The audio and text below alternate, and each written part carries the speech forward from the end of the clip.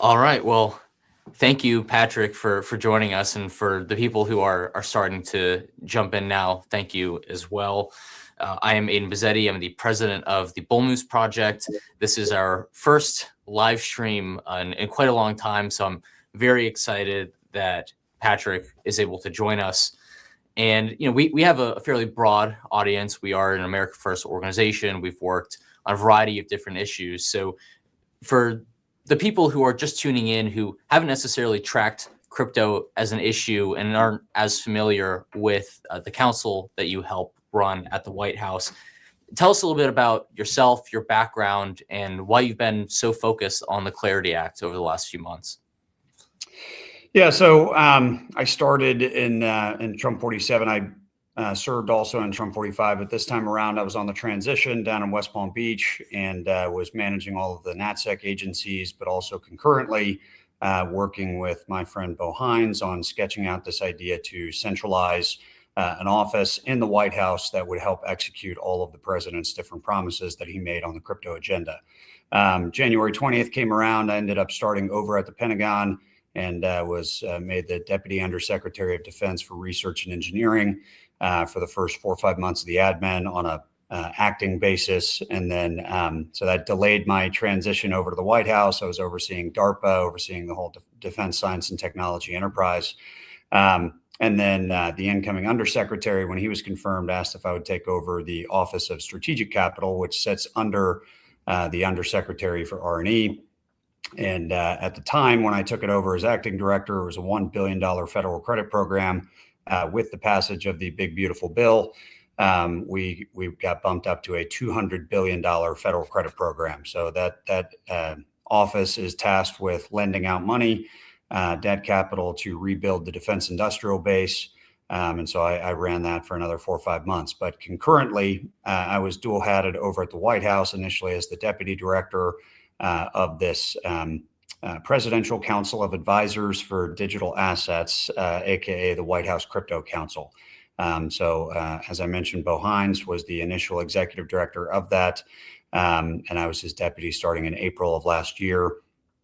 We helped get a number of executive orders signed, ending Operation Choke Point 2.0, establishing the Strategic Bitcoin Reserve and Digital Asset Stockpile, issuing the president's working group report on digital assets, which is a comprehensive book basically laying out all of the different actions that agencies across the federal government needed to take in order to usher in this digital asset age and put an end to the abuses of the Biden administration. And then most importantly to date, I would say, is also this the passage of the Genius Act last year, which established a federal regulatory framework for stablecoins. My role since taking over as a full-time executive director in, I believe, August of last year has really been to try and get this next major piece of legislation across the finish line called the Clarity Act. It's the market structure bill, whereas the Genius Act and stablecoins is, several $100 billion market.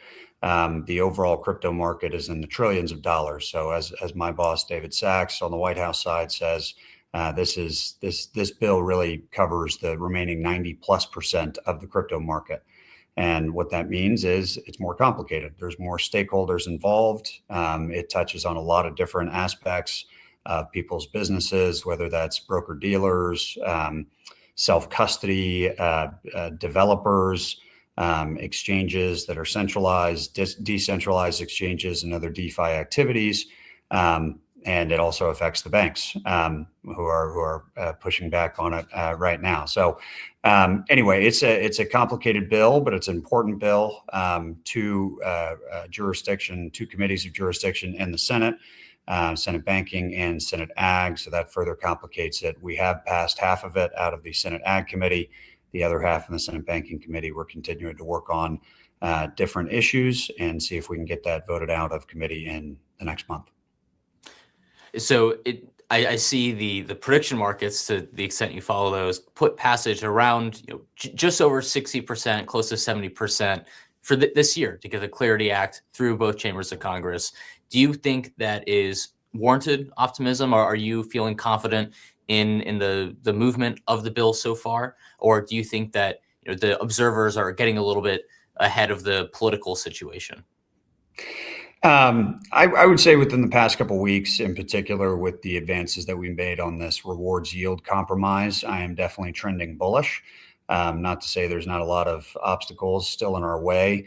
This main issue has taken a long time to solve. I'm hopeful that solving it will allow us to speed run compromises on the remaining issues, but there are still other issues out there that need to be resolved.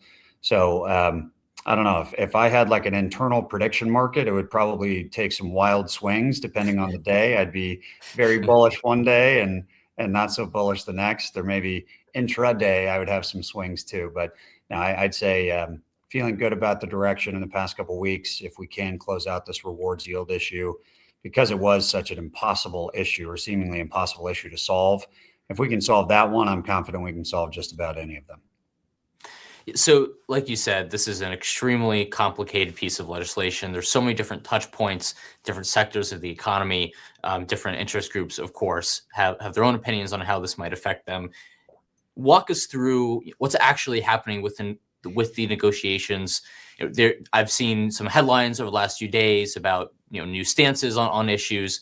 From your perspective, you say you're bullish, but what are the real sticking points? I know the yields is one issue. What are some other issues, and how are those being resolved? I know you're meeting with senators, with committees, and with all of these groups to get their perspective. So, walk us through what's happening so far.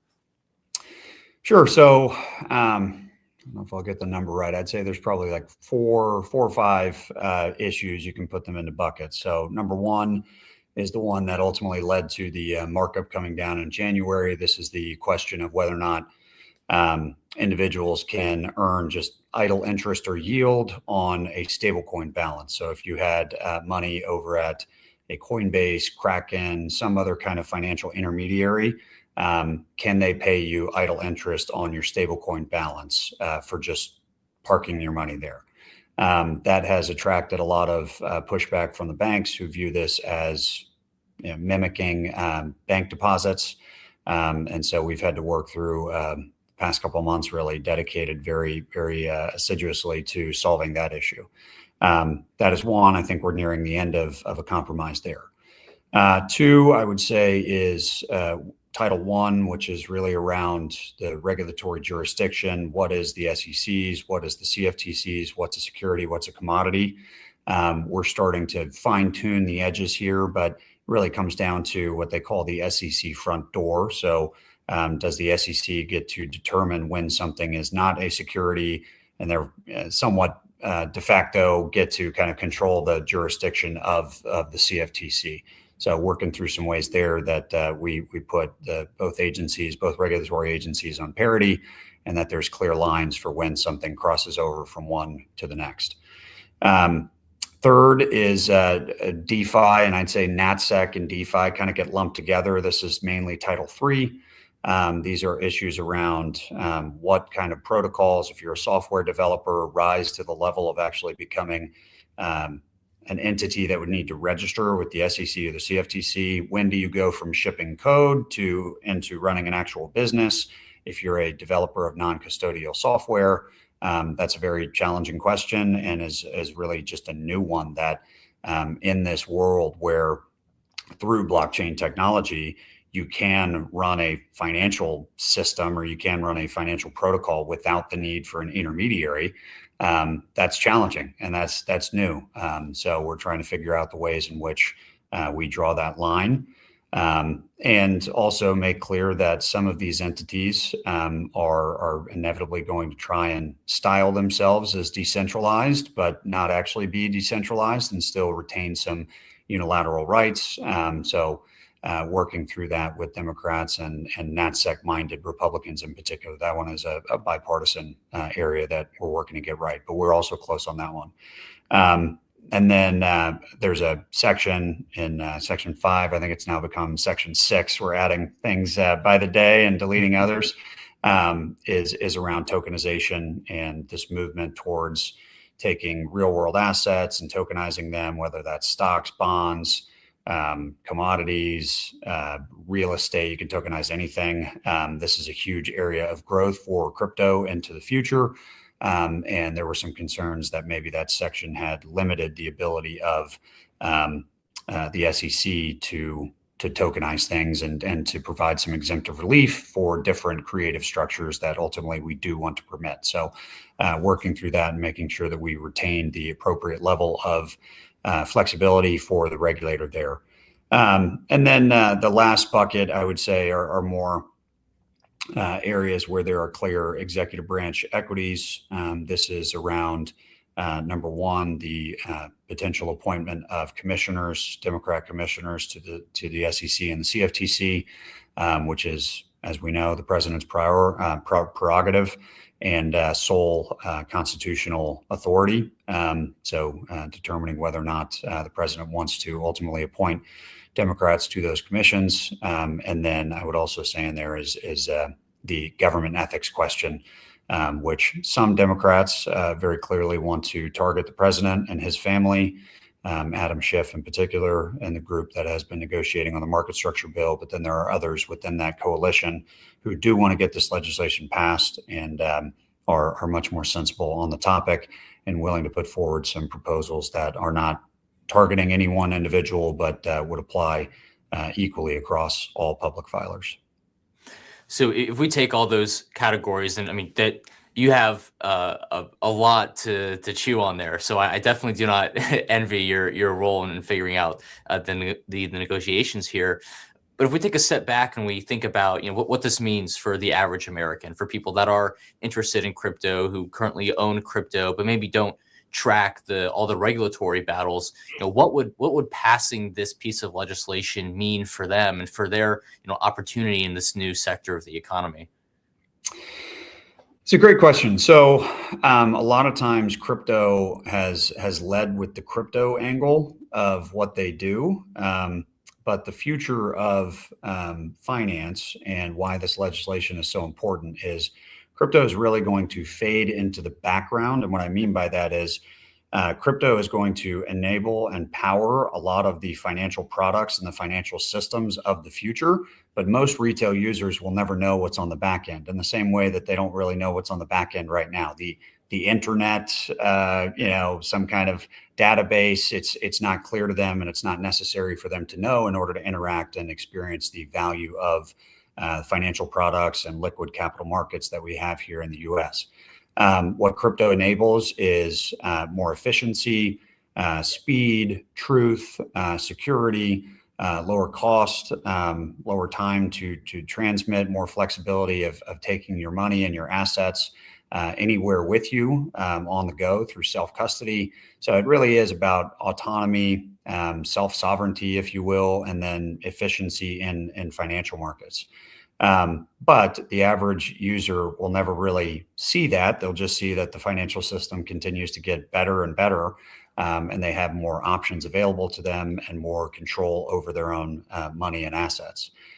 So this bill is key to providing that regulatory clarity to the people who are going to be building that plumbing and the piping and the financial products on the back end, so that they know whether or not they're regulated by the SEC, the CFTC, perhaps no regulator, perhaps they're just a non-custodial developer of software and they're not going to have to register, which makes it a lot clearer for the builders of these different products to exist and operate here in the United States without the threat of prosecution in the future for writing code. So it's going to be a lot of economic growth, a lot of modernization of the financial system that will happen from that. And also just, I think, protection for the people that make these amazing products that we get to use and enjoy.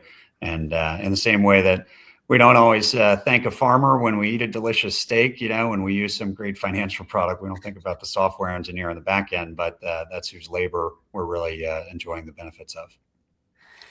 So let's say that this bill, that the clarity gets through this Congress. What do you think has to happen beyond just the bill itself? I mean, we're figuring out the regulatory aspects, the negotiations you were leading, of course. let's say we get whatever the specific makeup is, this bill gets through. We've laid the groundwork for clarity in 90% of this crypto market. What do we have to do in the private sector to make sure that the US is the crypto capital of the world, that we are building those tools that people may not even need to know how it works in the future? Do we have enough talent in the US? Do we have the infrastructure to build upon? Is that what this bill, that's why we need this bill? What does that look like over the next couple of years? I think we absolutely have the talent in the U.S. I'm never one that thinks that we're to have a shortage of talent here. We need to provide people with the right opportunities and equip them with the right skills. But America has an abundance of talent, and most of the people who have developed these amazing products are Americans, and a lot of them got driven offshore by the Biden administration and this regulatory uncertainty that was coupled with the threat of potential prosecution. So this bill puts an end to that. Some of the other actions that we've taken across the federal government put an end to that. So I think you're going to see a number of Americans who otherwise had to set up shop in Singapore or Dubai come back home and build their companies and their products here. In the private sector, it starts with capital injection. So this bill provides that regulatory certainty to both pure investors, venture capitalists, and also institutional or institutions that can also seed and build these things or provide capital for them to be built. So you're going to see the larger players in venture capital that have a strong crypto practice, A16Z, Paradigm, Castle Island, some of these other ones continue to allocate more money to the space to back projects that are now building in a regulatorily certain environment.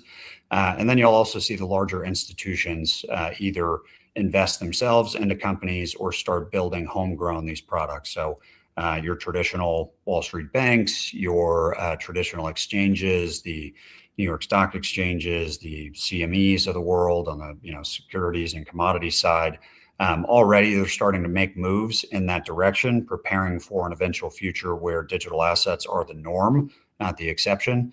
And I think you'll see that accelerate. So as retail users, they don't really have to do too much.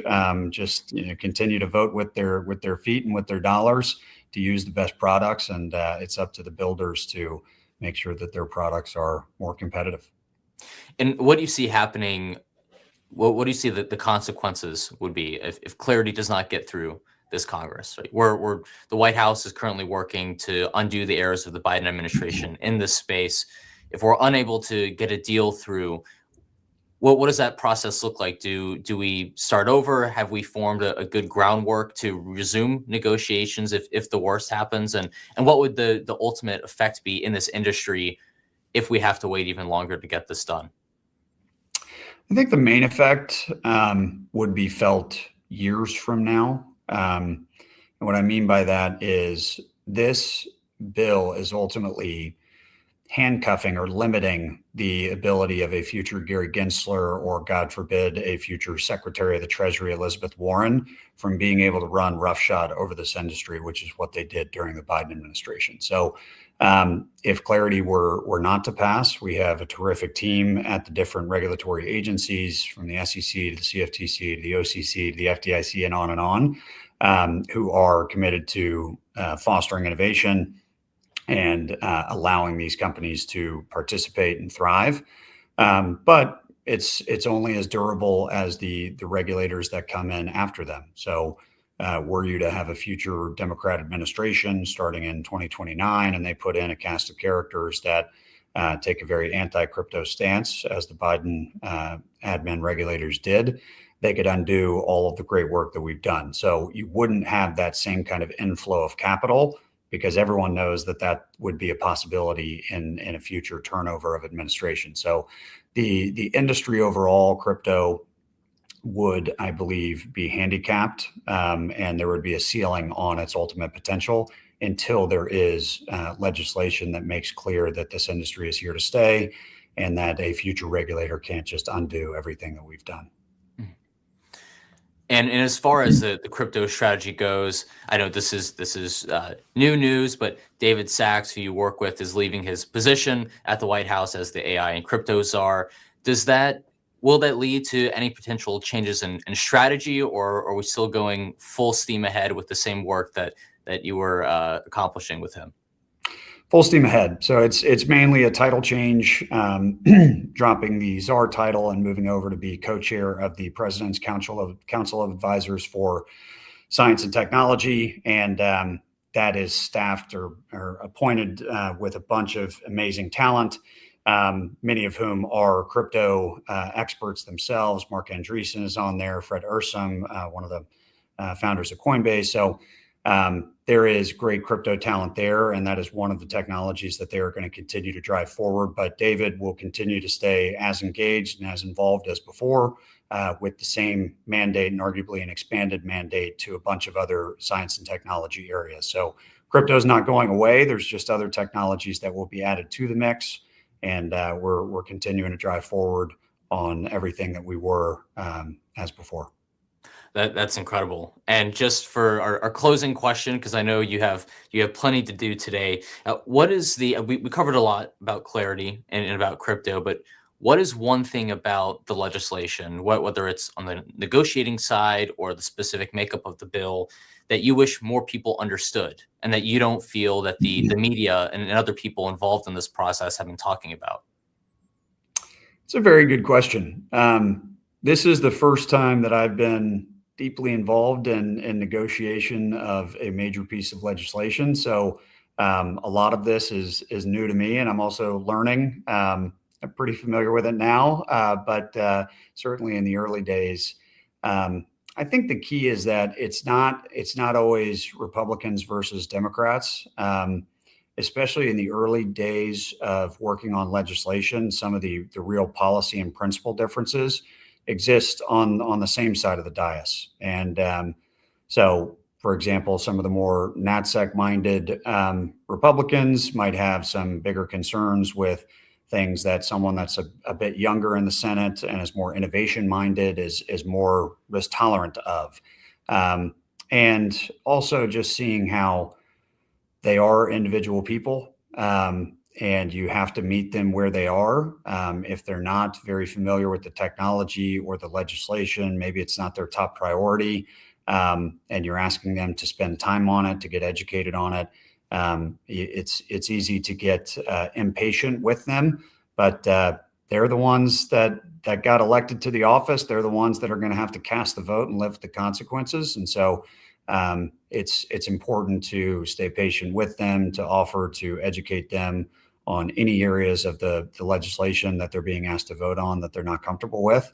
And that's just a process that takes time, because it's not just this piece of legislation that they're considering and having to get smart on. It is a whole host of different pieces of legislation and other considerations in their own lives. So I think that's an important part. It feels slow from the outside, and it can be frustrating that it takes this long, but ultimately we are asking people to cast votes on momentous pieces of legislation, and they need the appropriate amount of time to get comfortable with it. From knowing from our involvement in some of these negotiations on different issues as well, I think that is extremely important to get across, especially for so many people who are involved in crypto, who want to see this industry thrive and succeed. People have concerns, but ultimately that's what this process is about. And I'm very much looking forward to seeing clarity taken up, hopefully sometime soon. And thank you so much for joining us, Patrick. I'm extremely grateful. You got it. Great to see you, Aiden. Great to see you. Thank you.